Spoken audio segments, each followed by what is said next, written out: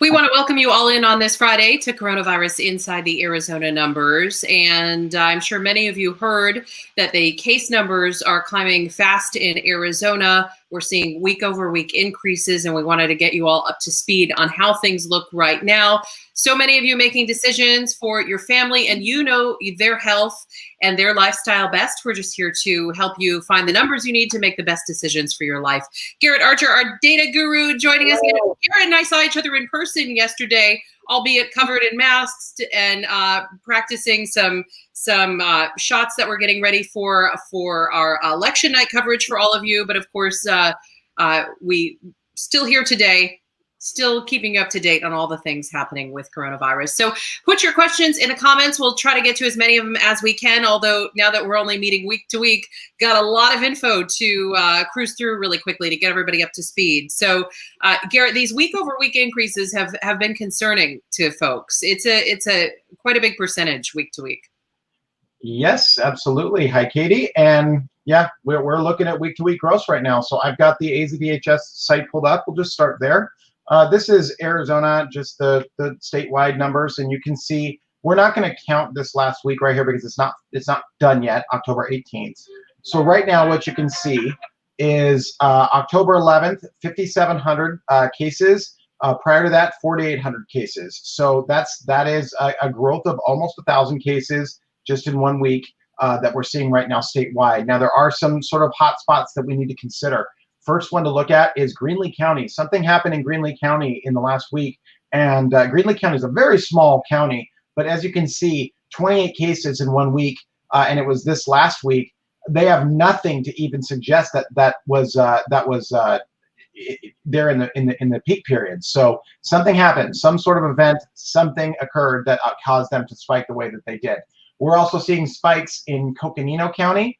You can see right here, these numbers are almost as high as they were in the peak. We're seeing not as many spikes in Yuma County. Yuma County is about where it was, is following the statewide trends. Pima County is doing very well right now, believe it or not. They're one of the counties that we're not seeing as much increase in right now. And it's an urban county, but we're not seeing the increases that we're seeing in Maricopa.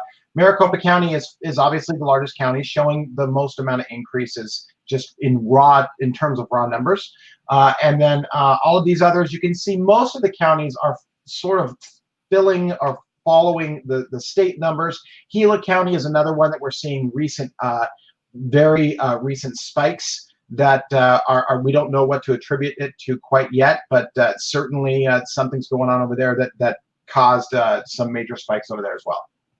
So when we're looking at the numbers in Maricopa County, and you're showing us over 150,000 cases in Maricopa County, how do those then break down by age group? Because I'm seeing a lot of things in the comments about schools opening back up and whether that plays a factor. I know that they only break that down county-wise or state-wise, should I say, by 20 and under, not anything more specific. And we can talk about where to find perhaps a glimmer of more specific numbers in just a moment. But how does that break down?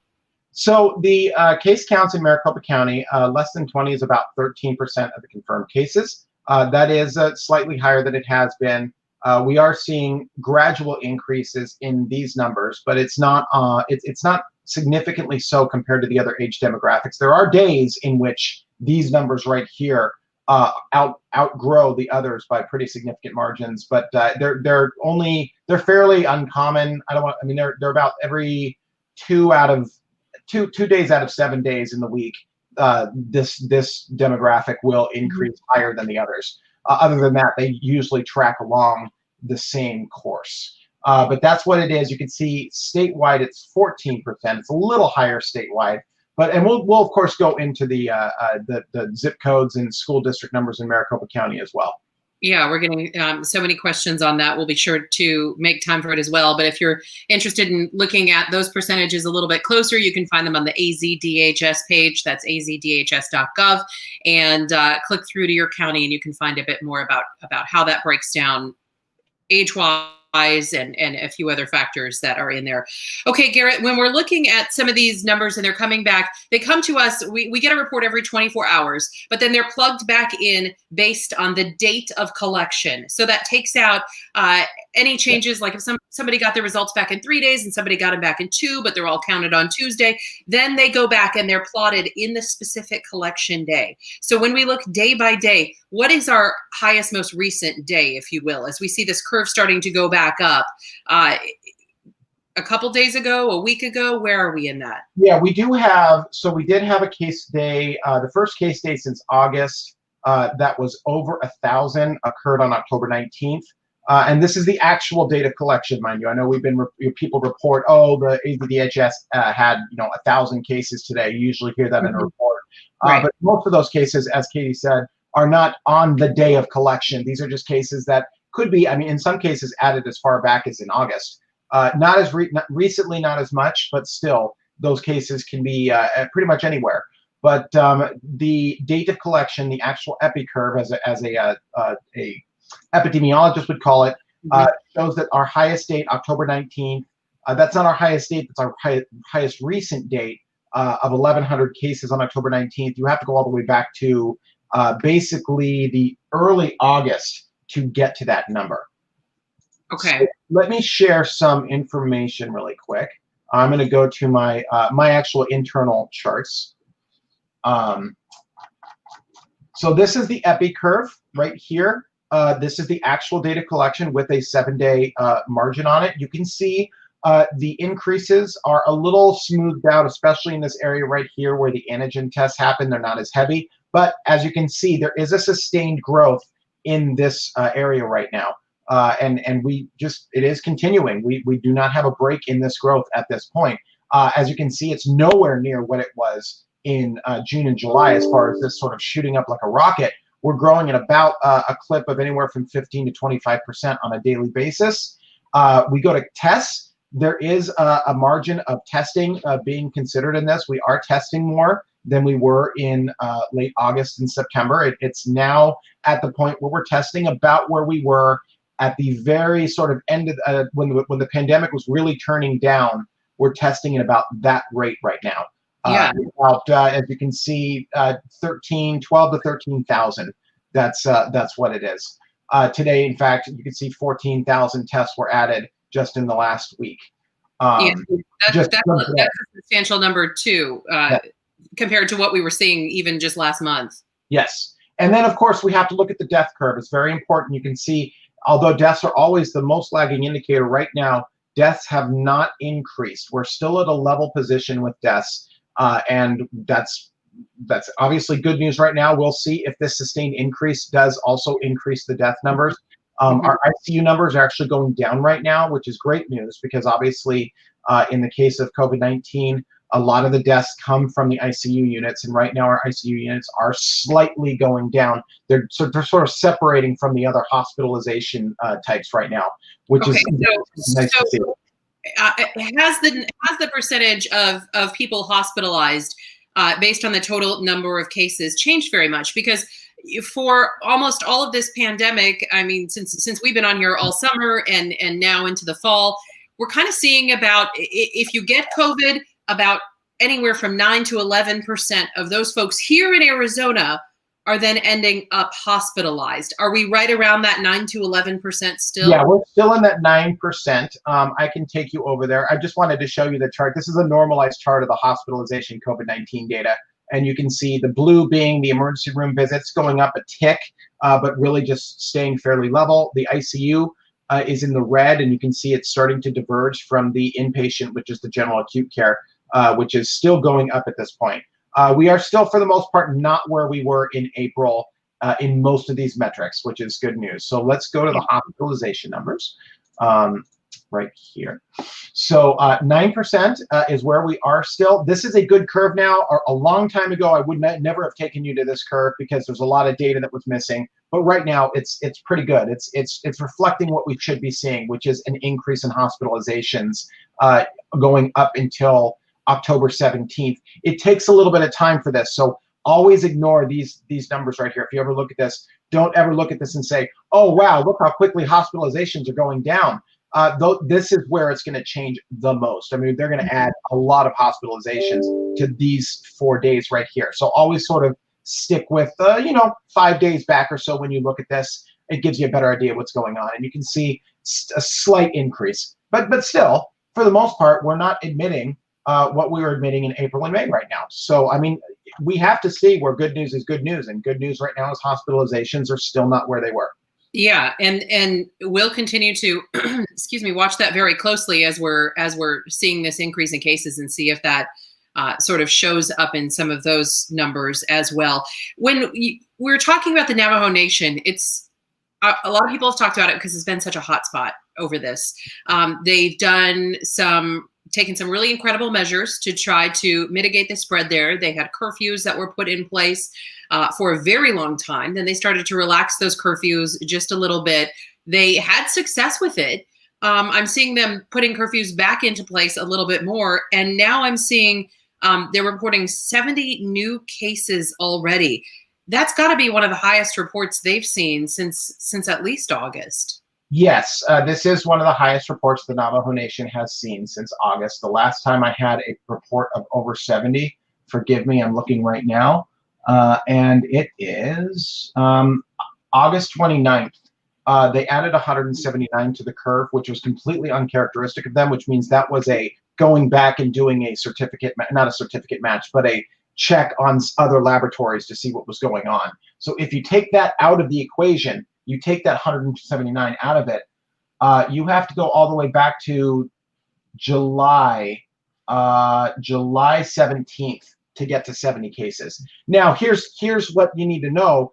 I just talked about that 130 being a lab match. This 70 cases could also be a lab match. Mm-hmm. You know, I mean, they don't really, the Navajo Nation doesn't really tell us that kind of stuff. So that's just something to be taken into consideration. Like when we look at the trend over the next couple of days of the Navajo Nation, if that 70 is an outlier. So for example, if you look at what's been around the 70, yesterday they reported 31, the day before 30, and then the day before 14, and then 42 and 56. So you can see there's sort of a dip curve going on, which kind of is what we've been seeing with reporting. Is you see these sort of dips. You know, it does fluctuate. Mm-hmm. If that 71, if tomorrow's is, you know, back at 14, then it stays back at 14 and 15 for a bit, then we know that that 70 was an outlier. But if it goes back up into the 30s, 40s, we know that that 70 is pretty organic in what it should be. Okay, so it'll just be something to watch. I'm seeing a lot of things in the comments about then maybe masks aren't working. And then maybe the masking isn't what we needed. But we can certainly see in this huge curve that we saw in July that the second masking went into place, we saw a downturn. We saw the numbers correct themselves. What we're seeing now could be people relaxing with masks, people getting back to school, people getting back to sports, people just getting COVID fatigue. It could be any number of things, but we definitely see that change in masks being implemented in those June, July numbers. We still had to ride that curve out because enough people had already been exposed. But once that was implemented, we can see that drop substantially. Yeah, I mean, you have to, like, this is all behavioral based, obviously. Right. You know, I mean, with the mask mandates, you know, obviously we do have at least what appears to be concrete evidence that it did significantly drop the cases. And right now, if the mask, so when we talk about masks in this case, of course, I can't sit there and speculate as to whether masks are effective or not. But what I can tell you is that whatever's going on right now, the increases are very slow. So we didn't have a mask mandate in process, which was back in June, July, or back in April, May. This thing shot up like a rocket. I mean, our RT rate was probably at that point 1.6, 1.5 calculated at that time. It's different now, of course, but you can see the curve. It is moving at a very fast, near exponential rate, going from under 1,000 cases to over 20,000 cases in 1 week, essentially, in a couple of given weeks. Aggregated. Now, these increases are only about 15 to 20%. So whether it's because of masking, we do have other information showing that. I have something from Descartes Labs. Let me show that really quick. I do the mobility index, which basically says, okay, how many Arizonans, what are they doing using anonymized cell phone data? Right. What are Arizonans doing? How much are they moving around? And can we sort of figure out if that has anything to do with it?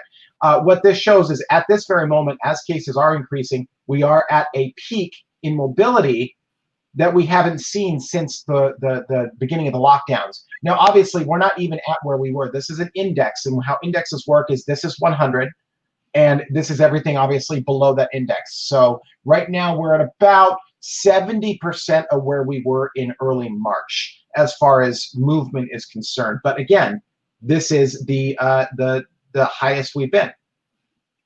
Yeah.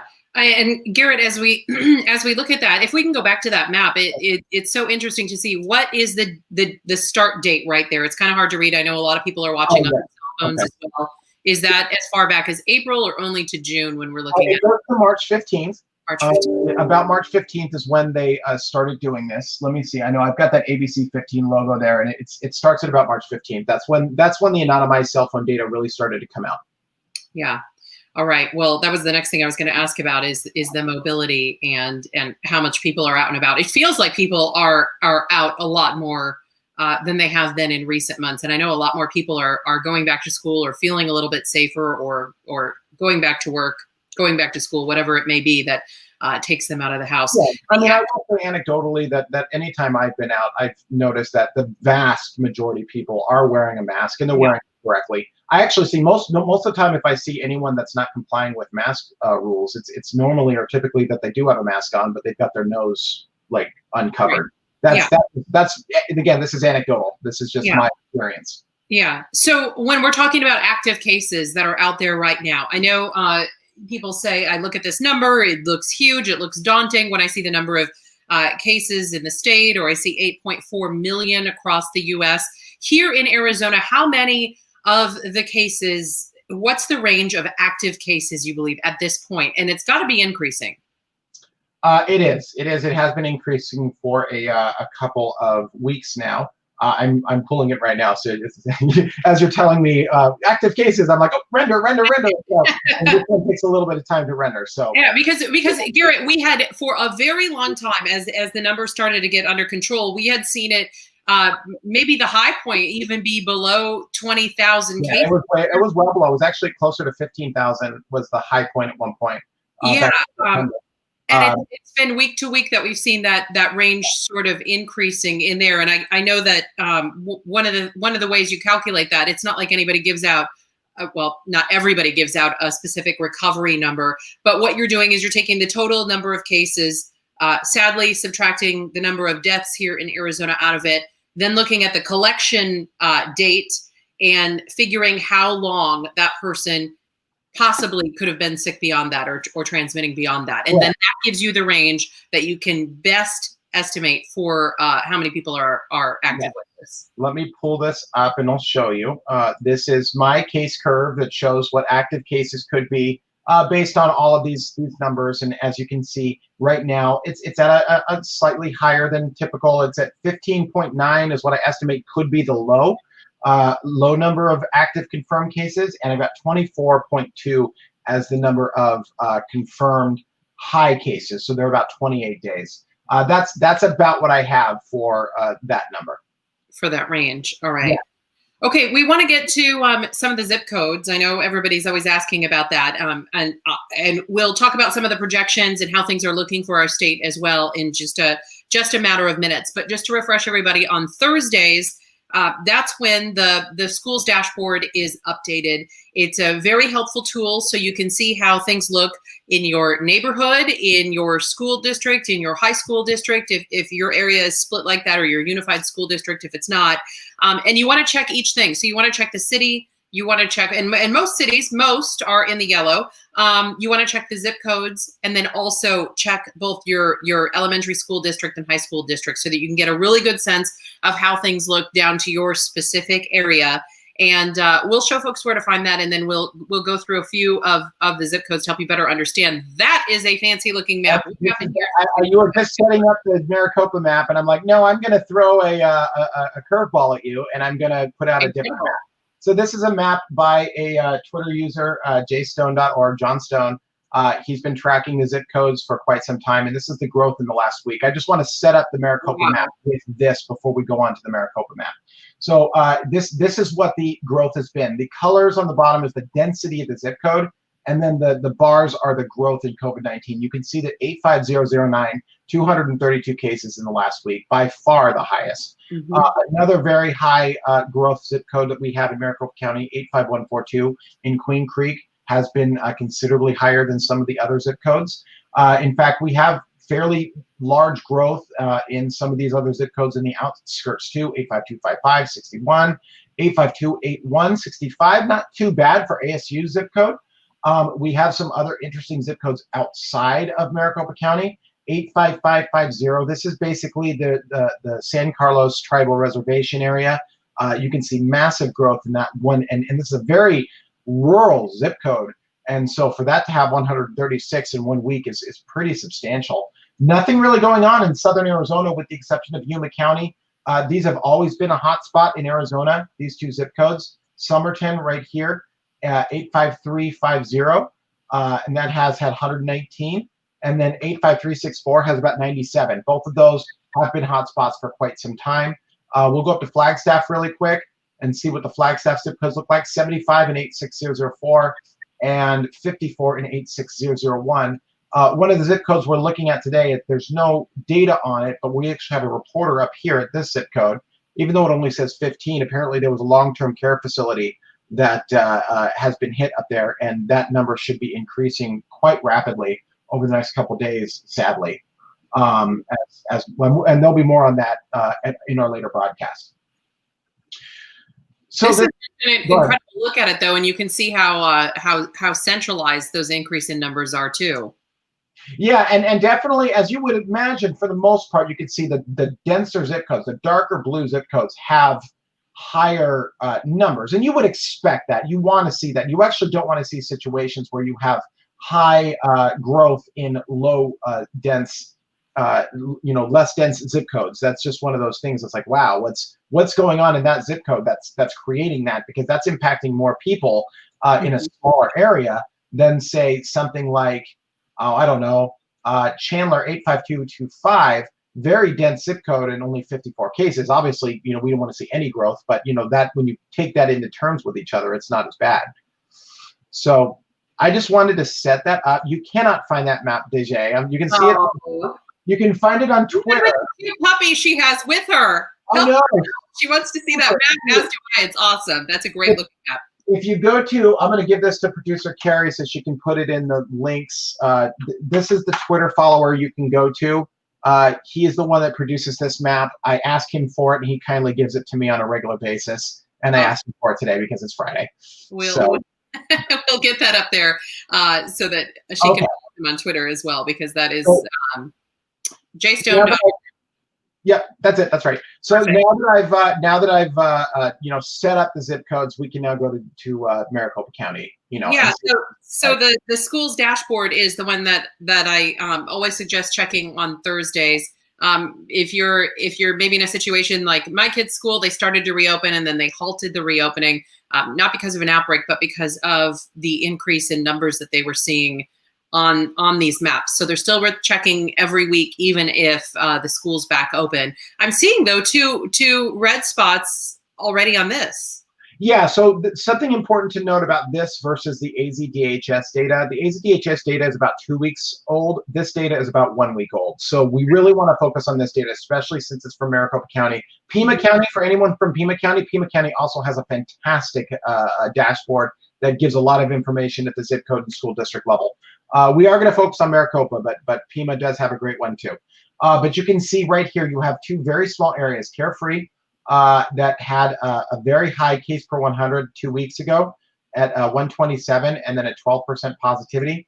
And you also have this tiny little community at Litchfield Park, who right now have 170 case per 100 and a positivity rate of 11.6. So that's at the city level. Those are the two areas that are being hit the hardest. Everyone else, for the most part, we'll just stick with Phoenix for looking at this until we go down one more level. You can see growth in Phoenix from 45 to 62, and a percent positivity rate who's also grown, but only by ever so slightly, from 5 to 5.3. So let's go to unified school districts. As you can see, unifieds are still considered moderate today. We do have some that are getting onto the cusp. Queen Creek is at 89.91. The cusp would be getting over 100. There is a good chance that it's going to be over that sooner than later because we've been seeing increases in case counts. Higley Morgan is at a 65, and that's at a 4.5 positivity. It does look like, at least right now, that it's going to take a while longer for Higley to get into that red zone than it does for Queen Creek. I know people care about Scottsdale, of course. Scottsdale is also sort of on the line at 80. You know, any sort of increase of 20% or so could technically start pushing this over the line to 100. Yeah, that's obviously been a huge conversation with what has happened at Chaparral High School and the increase in cases there that we were telling you about last Friday. Mesa Unified, the largest school district, you can see case growth here too, 56 to 78 with a positivity rate of 5.5. I believe that's an elementary school, right, Margaret? This one, this is Paradise Valley, and it is 36 to 50. Someone asked for that. So that's doing okay. Unless we start seeing substantial growth, you probably won't be seeing this going into 100 for at least a couple weeks. But again, you know, we don't know, of course. Yeah. Unified, still doing okay. It seems like we've talked about how the last couple of weeks, the pattern's sort of been emerging that we've been seeing a lot more growth in the East Valley than what used to be typical, and less growth in the West Valley suburbs. And you can see Peoria at 44 to 60. And we want to remind folks that there's a couple places also that you can check specifically on your school to see if there is a specific outbreak in the school, and that is the data dashboard that we've put together on abc15.com, and just go to abc15.com/schools as Garrett clicks through some of these other school districts. Wanted to let you know about that. Also, be sure to check with your child or grandchild's school district, because a lot of them have set up their own dashboards as well on their school website. So a couple other places to check, but remember, this is a place that you should check on Thursday or with us here on Friday, and we can get you updated on that. What does this one say? What with the red at the top? Is that? This one says virtual on site. This is Tolleson High School, Tolleson District, and that's because they have a positivity rate of over 7%. So technically, at this point, Tolleson High School is recommended to be virtual. This is Agua Fria, 72. That's a growth in all cases, but slow growth, 61 to 72 with a 5.3 positivity rate. I already looked at Agua Fria. Buckeye from 47 to 75, just under the percent positivity at 6.9. If there's any sort of rate increase across the board, this could push this up to 7%. So we'll see. All right. Okay. So I was just reading a comment and sort of, okay, moving on. Yeah, it's harder for us to get to a lot of the comments. We'll try to make some time for more, just because there's so much to get through now that we meet with you guys once a week. So we'll try to get through this and then answer more of the questions. Wow, seeing two elementary school districts in the red there, at least two. Okay. So this is Kyrene. Someone did ask for that. You can see Kyrene's gone from 44 to 77. Slight increase in percent positivity, 2.3 to 4%. We'll go with the red one right here. This is Riverside. And this is 70. Its percent positivity rate was 15%, almost 15% 2 weeks ago. And although it did have a better week this last week. And then Palo Verde, and someone already brought this to me too. This is obviously some pretty crazy increases. Yeah. 25% positivity rate and 218 per capita. That suggests to me that there is something going on in this district, some sort of congregate setting, something that would push that up so high, because that is an incredible positivity rate. We do not see that positivity rate nearly anywhere else, especially in places like Maricopa County. So I'm not sure what happened here, but that's pretty tremendous, and you see it's been there for 2 weeks now. So yeah, that's concerning. Yeah, that's concerning. I don't know what's going on, if there's a congregate setting, a dairy farm, a jail. I don't think there's a jail complex right there, so I don't know what's causing that. Yeah. So, let's see. I'm going to just go right to these zip codes now. Boom. There we are. Okay, zip codes. The zip codes that are still considered red, 85281. You can see this is the Tempe zip code. It's considered red because last week it was at 105. This week it's actually a 99.89, so slight Wow. in Tempe's zip code, 85009, which is, or 85004, which is also a Tempe ASU zip code. 112 cases per 100. That is an increase from week over week with a higher positivity rate. And then the other ones, 85019, pretty high positivity rate, 15%. And that's the case per 100. And 85019, I don't know what's in 85019. Yep, I do not know what's in this. It looks like it would not be a very dense zip code because there's an industrial complex right there. But whatever's going on over there, there's a lot of positivity rates very high. This one, 85033, is red because of last week being over 13. This week it's under. Okay. And then 85305 in Glendale. And we've talked about this zip code before. This has been a hot spot before, and then it was doing much better.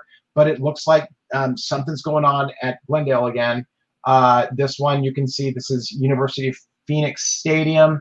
And this is right here, 118 cases per 100 and 116 right there. Now, I think there's a hospital in this district, so that could have something to do with it. Yeah, there's one right here somewhere, but I'm not 100% sure. It might be a little farther down. But yeah, things to consider. Yeah. There's a hospital in there or not. This one actually is not a very, it's not a dense zip code because of the entertainment district here. Not a whole lot of people in this zip code. So interesting to see that. So, all right. So a few things that we're seeing. I mean, Garrett, when we're looking at these numbers, and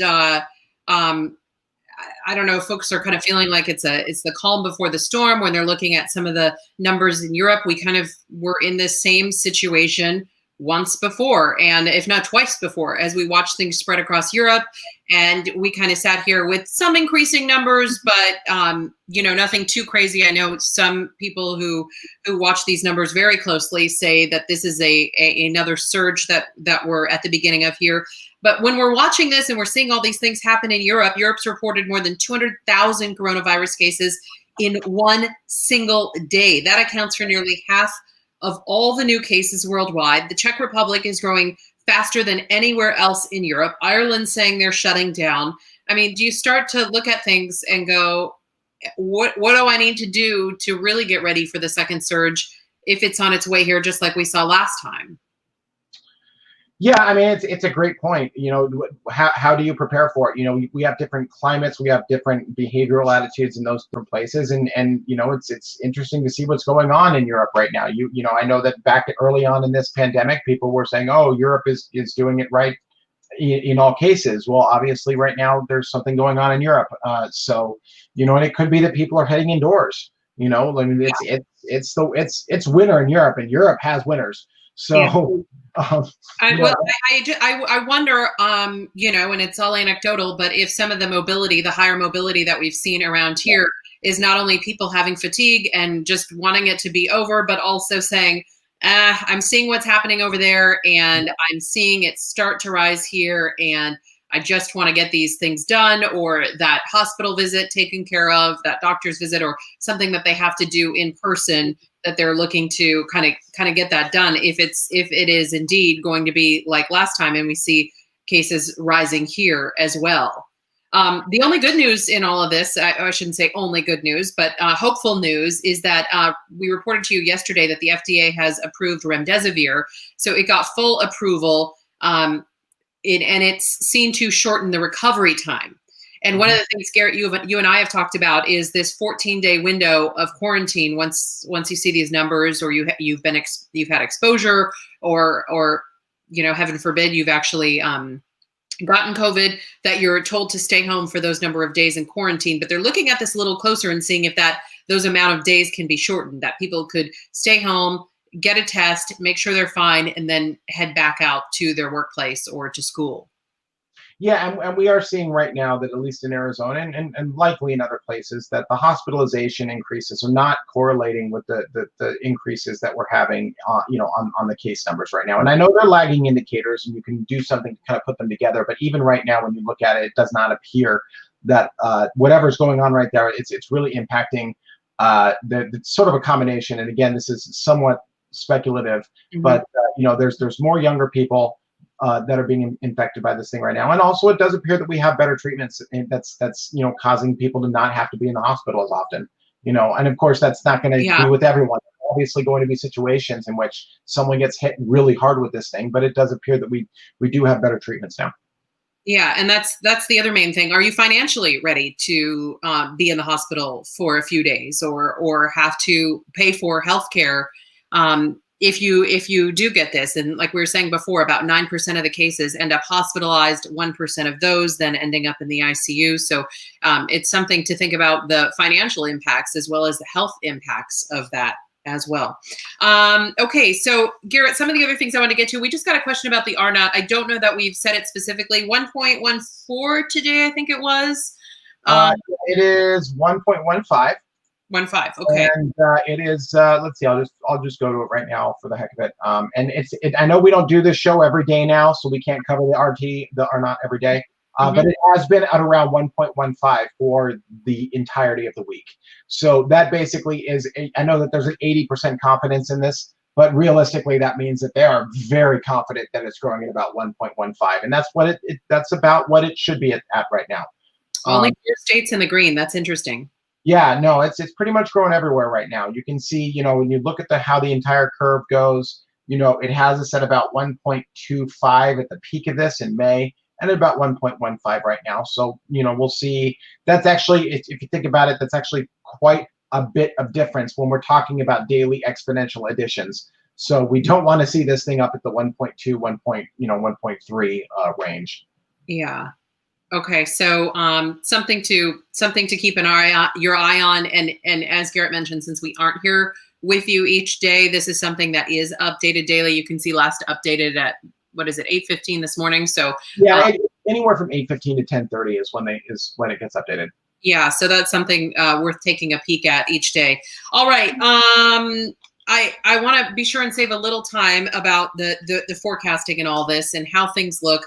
Obviously, as people get comfortable now and we're seeing an increase in case numbers, one of the concerns is that if you end up getting very sick from this or hospitalized from this, that you're in a fight that in some cases lasts days. And what we don't want to see is Arizona families or families anywhere losing a loved one at any point in the year, but especially in that time during the holidays when it should be such a joyful time to experience loss. And that would be the concern about this time frame of getting it right in this range, because the time frame that we lose somebody tends to be around that much later than the date of collection or the date of diagnosis. So how do these forecasts look through the holidays for us? Oh, and we may have just lost Garrett there. Let's see if I pushed the leave studio button on accident because it's right next to the share screen button. Glad you're still here. I was like, oh, that is the wrong button to push. All right. What is this button? Yeah. Okay, we're going to look at this because it gives us this to the holidays. So this is Washington, University of Washington's. I've taken out everything about mask mandates, either easing them or not easing them. I'm just going to use their projections only. So here is, because it goes all the way to December 25th, it does believe it says we're at about 7,300. Or excuse me, 5,800. It does believe that there's going to be about 7,300 by the end of February 1st. On sort of at the Christmas area, it has us at about 6,500 at that point. Wow. So, and then let me do this again. Let me pull all of these out. So Kristen, I have to note Kristen's comment. She's hilarious. Kristen says, getting ready to really do it 1 day a week. Isn't that the truth, Kristen? This is very true. This is very true. Is what keeps us going, the momentum and the repetition. This does believe that, in correspondence with that death, that full total deaths numbers going up, we are going to see a slight increase in the daily projected deaths as we get closer to January, to January 1st, just based off of the lagging indicator that deaths are. This does seem to be. This is probably going to happen, sad to say, but it's just that unless they've gotten really, really good about managing the hospitalizations, and that could be the case. This number does seem to be at least follow what it should be. Yeah. Daily infections, and this is agnostic to confirmed tests. This is estimated infections. It does believe that about 2,900 or so people are getting infected on a daily basis here. And it believes that around December 15th, 20th, that number is going to go to about 4,100 on a daily basis. And again, that's agnostic to the actual testing. That's just people getting infected and maybe not knowing that they were infected. So as you scroll through this, I want to remind folks that you can use this site and find any state on there, as well as an overall look at the U.S.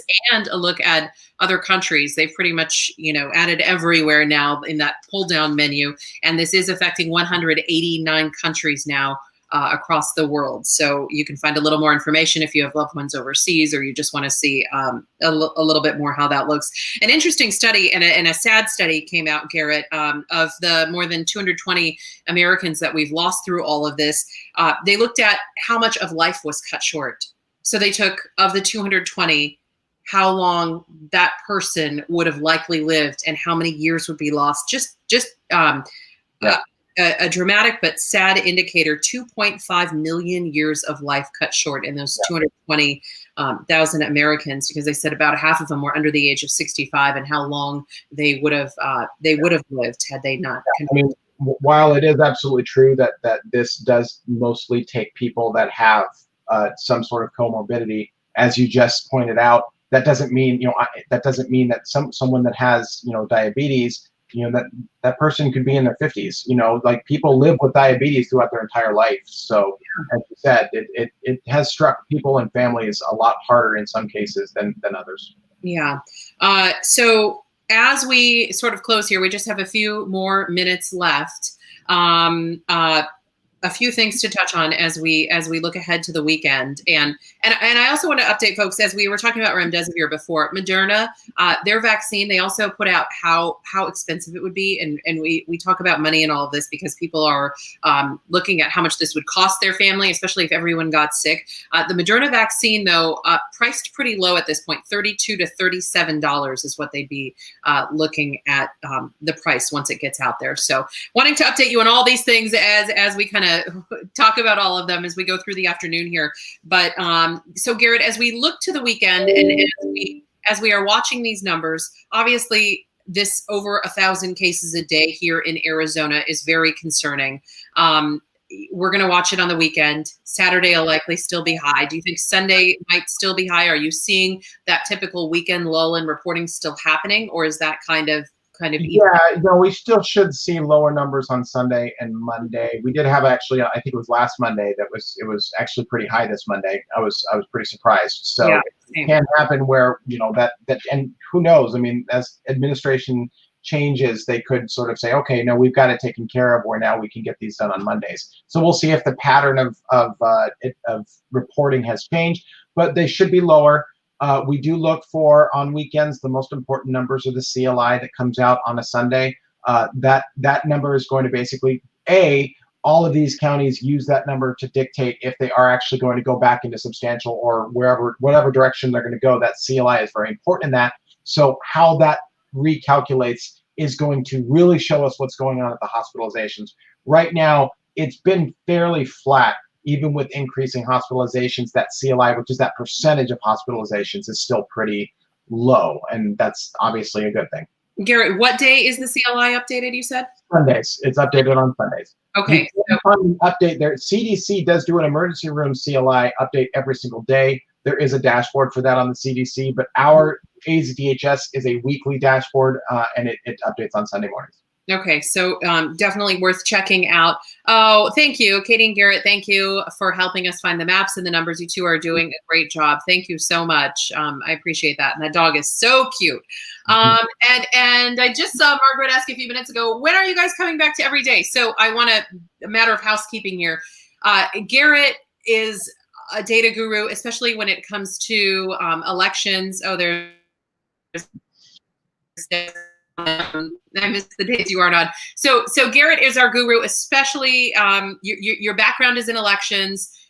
this is where you come from, and so it's important that we give you enough time to prep for elections. For me as well, there's a whole lot of races every time. My gosh, and to study up on everything both statewide and what's happening here in the Valley as well, just takes a lot of our time. So we're trying to balance both covering COVID for all of you and keeping you updated, and then watching these numbers. And there's a number you're watching. Have we hit 1 million votes already in, Garrett? We were at 900. Well, statewide, we are over 1 million votes, but Maricopa County was at 995,000 just before this